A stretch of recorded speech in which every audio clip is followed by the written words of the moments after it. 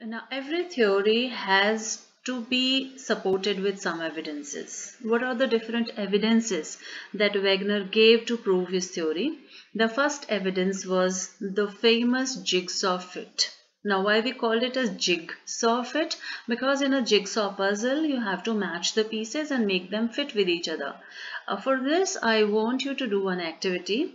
All three of you can pick up a world map, cut all the pieces and try to fit them together. So you will see that the whole world map fits with each other. All the continents are fitting with each other like a jigsaw puzzle, and this makes one supercontinent, and that what's one supercontinent by Wegener was called as Pangaea. Then second evidence that he gave was evidence of life.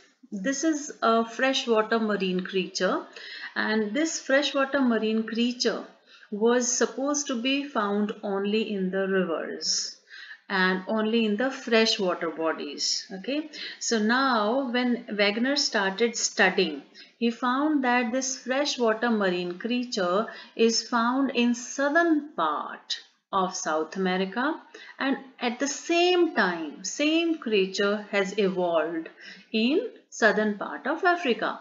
Now this creature cannot move in saltwater ocean because it's a freshwater creature. Now how it has gone there at the same time? Evolution happens at one place and then migration happens. So it is not possible that both the places will have the same creature at the same time at two different ends.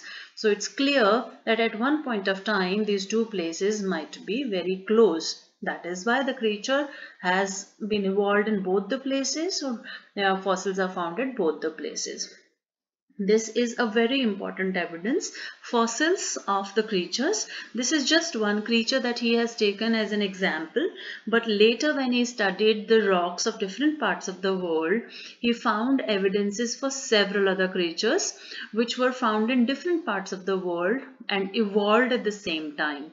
Not only the animals but also the plants, the trees, ferns, so many different kinds of plants which were supposed to be evolving in one part of the continent at the same time these have evolved in the other part of continent. Now this cannot be just a coincidence. It has evolved. So here you see, these are some kind of animals which have evolved in different parts of the world, and they are found in now scattered all over the world. So let's see where all. When we talk about the fossil of Cyanogenathus, it was found in South America as well as in Africa. Then the creature we have just talked about, that is Mesosaurus.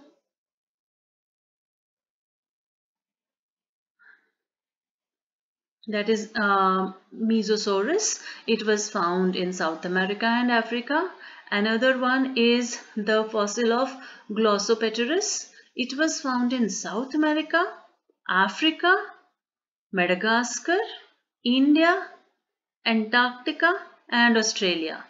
How is that possible that a fossil of a fern is found at such a scattered places with different climates? You know, climates are totally different in Antarctica and Australia, India. So, and the same type of tree, fern is found at different areas. So, this is another very big point. And then fossil of Triassic, that is Lystosaurus, it is found in Antarctica.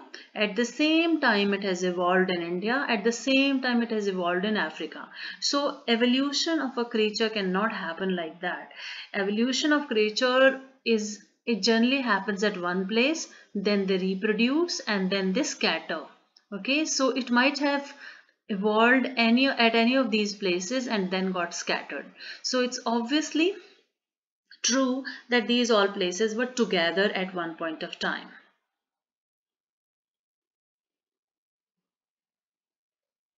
Okay, this was evidence number 2, fossils.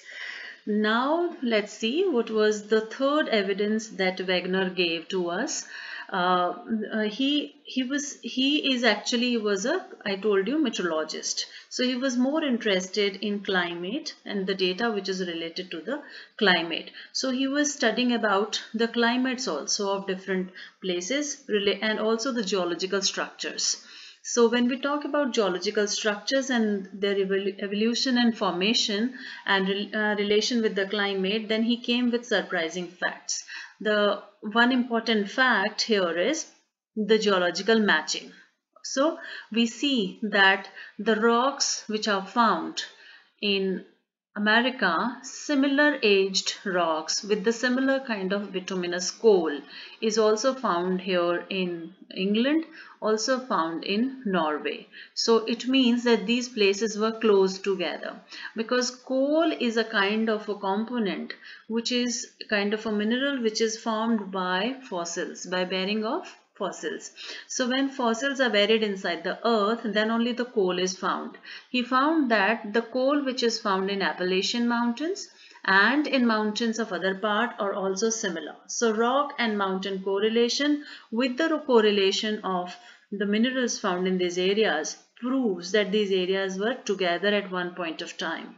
So rock and mountain correlation is the third correlation. As I was telling you about the climatic data, he was more interested in knowing about climatic data.